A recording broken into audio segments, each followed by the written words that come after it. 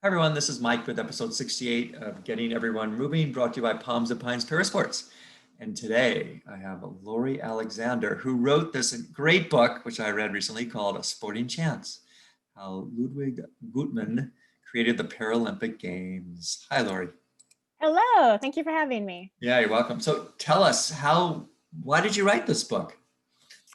I have been writing for kids for about 10 years, but mostly fiction. My kids were young and we were constantly in the library and reading lots of those hard little board books and picture books. And so just sort of got into it. I was a stay-at-home mom, but I had a master's degree that I was not using. I just wanted something for myself besides laundry and things. So I had to have an agent and we sold some picture books and board books. And then suddenly nonfiction kind of came onto the scene with the change in the Common Core curriculum for kids around 2009.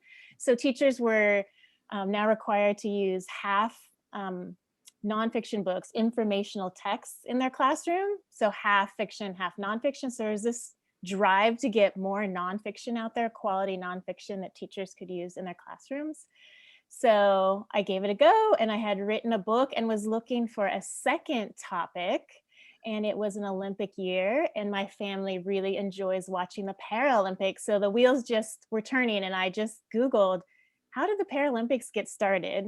And when I read that it was a doctor that got it all going, I'm like, oh, this was fascinating. And I digged into his story a little bit more. So that was the beginning of it. And it's such a fascinating story, Ludwig Gutmann's story, and it combines so many things for teachers. They're always looking for books that can do double or triple duty. So it has, history, it has a bit of science and medicine about the nervous system, and it has sports. So a great hook for kid readers.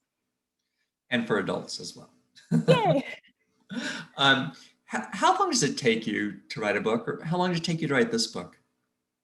It can take like a year to research thoroughly, read everything that's out there and do interviews. And I read a lot of the journal articles that Ludwig had published in scientific journals, his work on the spine.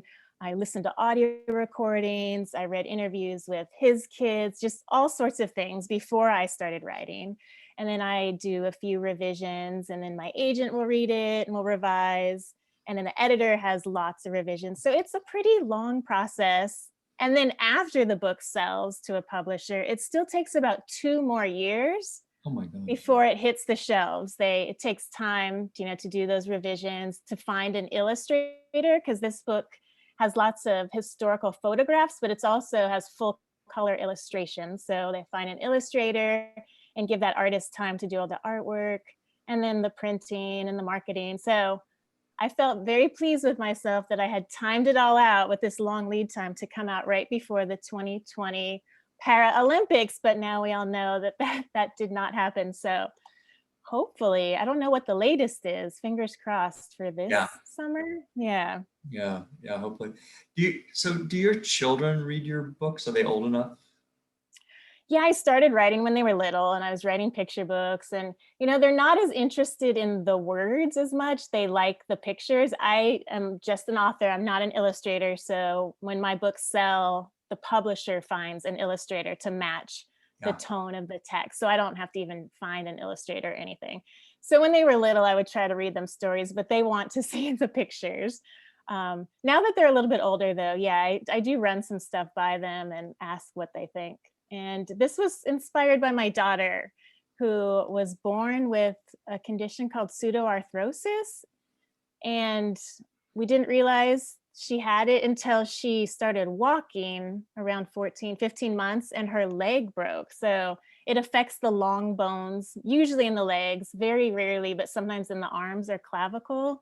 So from 2 years old till about sixth grade, she wore a long leg brace or a cast, depending if we were between surgeries. So it was so heartbreaking at such a young age to have something that you feel like you can't fix as a parent.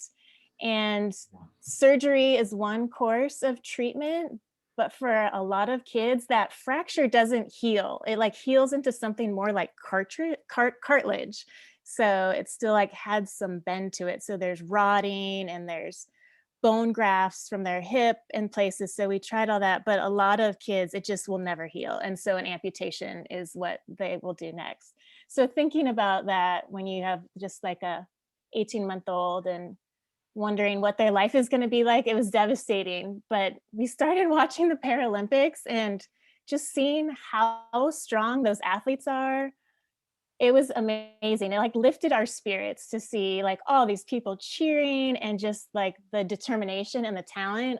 It made us feel a little bit better, like, not knowing what our daughter's future would be, just that no Yeah. matter which way it worked out, she was gonna be okay.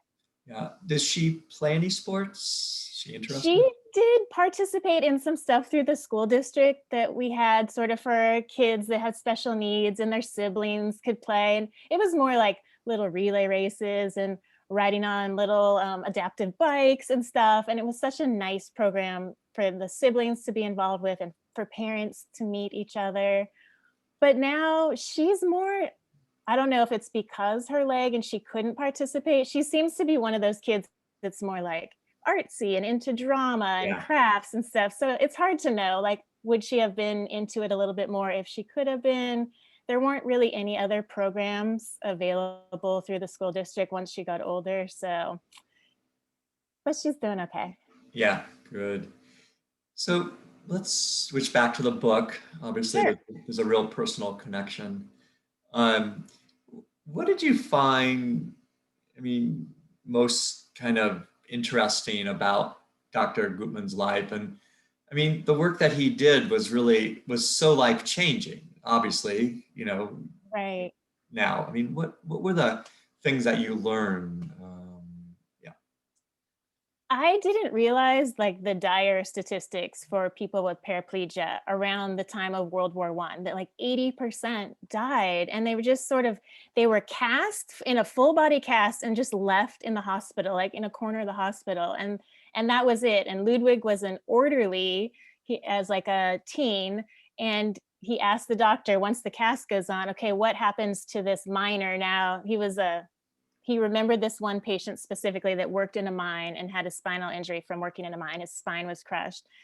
And yeah, once they did some surgery and cast the person, they just left them. And I didn't realize that so many people died from like bed sores from their cast and bladder infection, like bacteria just spread through the body. And like 6 weeks later, that was it. So the fact that Ludwig turned those statistics around completely, he did a study of his first 3,000 patients and he almost had it reversed, like 20% passed away and 80% were living well beyond that first year that was so critical. So yeah, to make such a difference and have it be partly because of his personality, like he was such a commanding person that he wanted the nurses and the orderlies that worked under him to follow this specific routine, no ifs, ands, or buts. So he got the patients out of those casts. That was the number one thing he Okay. wanted. And to prevent those bed sores, he had the nurses rotating the patients, turning them like on a schedule every 15 minutes or so, turning them side to side, front to back, so all those sores could heal. And then he just went from there. Then he got people up, sitting up. They used to just be left flat on their backs. Now they're sitting up and they slowly got them like into wheelchairs and then looking for things for people to do. A lot of his patients were young soldiers from World War II who, had active lives before they were injured in the war and they liked sports. So the fact that he caught them playing outside one day in their wheelchairs with upside down walking canes and a puck. He found them, just kind of messing around, like they needed something to do. And it never really dawned on him until he saw those folks playing outside on the hospital lawn. He had done little things like playing catch with like a weighted ball or like little, throwing darts just to pass the time. But like that clicked with him, like that competitive sports could be added back into these patients' lives.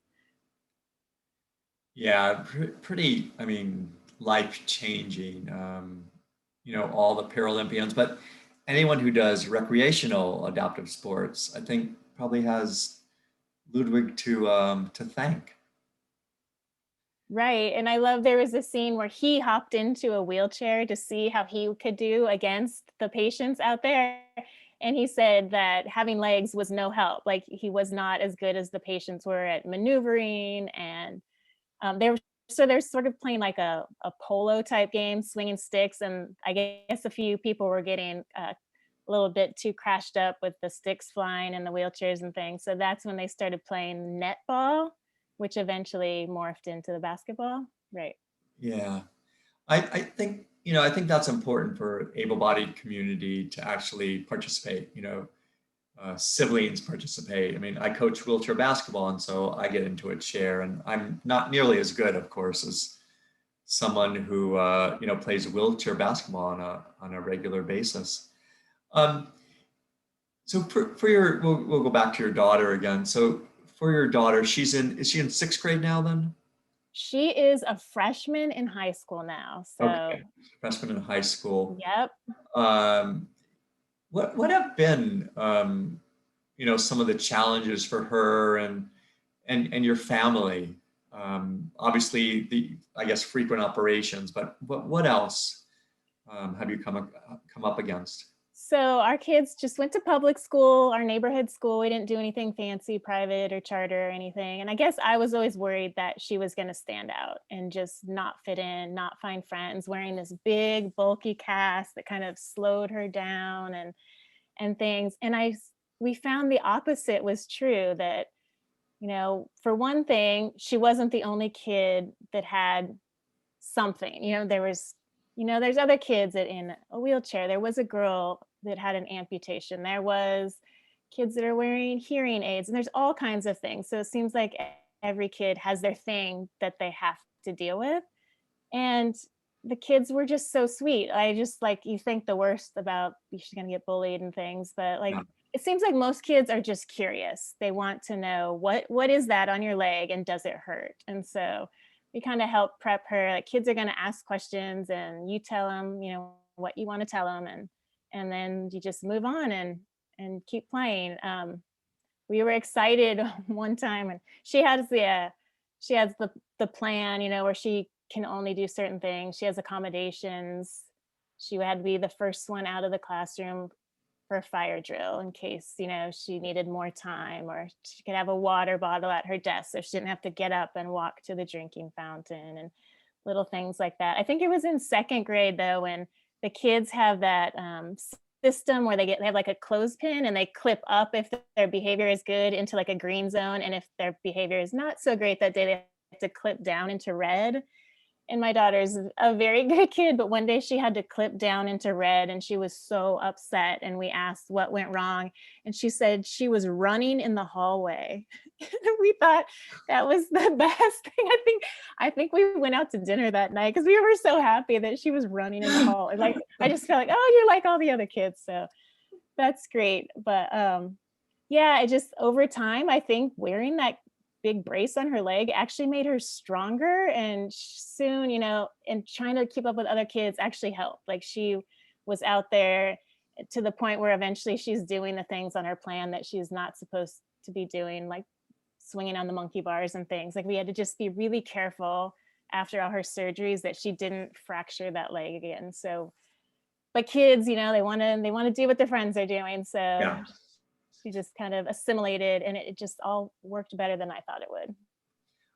Do you feel that you and your husband, do you treat her any differently than your other children at all? I mean, No, we have a son, so she has an older brother, so yeah, the two of them. But no, and like yeah, we were watching I think one of the Harry Potter movies, when he looks into the mirror and he could like see like what his like deepest wish would be, and he wants to like see his parents again. And we asked our kids like, what would your deepest wish be? And I assume like that my daughter would say that her leg was fixed, and she said she wanted a dog. So, I think like since she just grew up with it, yeah. it's just part of her, and she's okay with it. And I'm more of like a quiet introvert type person. I don't like want anyone looking at me or to be the center of attention. And for some reason, she's more of like one of those kids that likes to have the attention. So it never really bothered her too much. Yeah. Was she able to read your book, A Sporting Chance? Yes, and she loves to help, like, when I go to book fairs and school visits and things, she's always my helper and talking to kids about reading and writing and things, so, yeah. Um, inclusion is a really important issue. Accessibility is a really important issue, and we've made a lot of advances in the U.S., but there's always more. Having a daughter, with a disability, I mean, how do you think that we create more inclusion? I think certainly your book helps. The more people that read it, I think the better. But what are some of the things that you think we need to do as a society to create more inclusion? Yeah. I do think books are a great way to get to kids early to teach them about people that maybe don't look the same as them. They maybe grew up in a different type of family situation. There's a big "We Need Diverse Books" campaign going on in the kidlit world. Mm. So we just want kids to see themselves in books and then also to see like how different people live. So there is not very many books that feature kids in wheelchairs or kids with different abilities, so I was so happy to be able to sell this book to the publisher and represent, that aspect a little bit more, and I think when kids yeah, when you start early and just the fact like, just going to the public school and seeing all different types of kids, I think it makes for a more well-rounded, young adult then. So as we get out of COVID, do you go and do readings in schools, in Tucson and other places? What I will you do, do? yeah. I do school visits and they're a lot of fun. But yeah, nothing really this past year. We couldn't go in. A little bit of stuff online, but kids are so burned out of Zoom. So hopefully next year. But yeah, I love to talk to kids about the writing process and how books are made. I talk to the younger ones about the picture books, and then the older ones, I'll do these nonfiction books, how I did my research, how to make sure what you're reading is actually true. Finding primary sources, not just Wikipedia or things that are posted online. How to make sure what you're writing about, finding the real facts and things and down to like how books are printed. Kids are fascinated. And then, some kids always raise their hands that they like art or they want to write or write books someday. So I always tell them the number one thing to do to be a good writer is to be a good reader. So you really want to Mm. encourage kids to keep reading. There's so many things that fight for their attention these days with Yeah. the phones and the iPads and things. So yeah, just trying to keep them interested and asking them what they like to read. I like to have them recommend books to me so they can Yeah. tell me what they like. So yeah, it's fun. And then yeah, everything is sort of on hold, but there's lots of great book festivals and events at libraries. So I like to get out there as much as I can. Are you working on a new book now?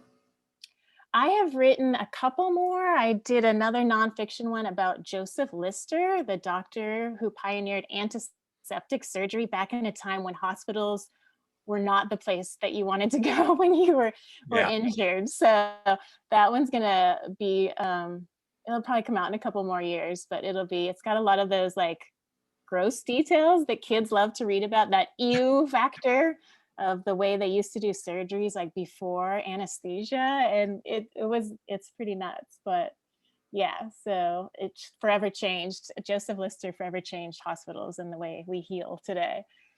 And I wrote one about, the woman who protected Joshua Tree, which is not too far from where you are, correct? Right. That's Yeah, right. the conservationist Minerva Hamilton Hoyt. So that one will be coming out in a couple years also.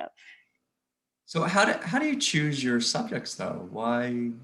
Yeah, it's hard actually. You want to find something very engaging that kids will want to read about, something that ties in with their school curriculum, but it also has to be something that hasn't been done yet, which is the trickiest part, I think. So I'm just always digging around, keeping my ears open for, news stories, podcasts, things I hear on NPR. I don't know. There's lots of that's the number one question I get at school visits too. Like, where do you get your ideas? And so you just really have to like keep those ears open. My first one was based on something my husband, is a scientist, mentioned at dinner one night about when microscopes were invented, pathology became much better. And I'm like, oh, who invented the microscope? And so I just like the wheels start turning. So yeah, so then you think you get a good idea, and the first thing I do is like go to Amazon or make sure that it hasn't been done yet, or that you have some unique twist on it and some new perspective that hasn't been done yet. And when I looked up Ludwig Goodman, I'm like, I can't believe that nobody has written about this yet. It was such a great story.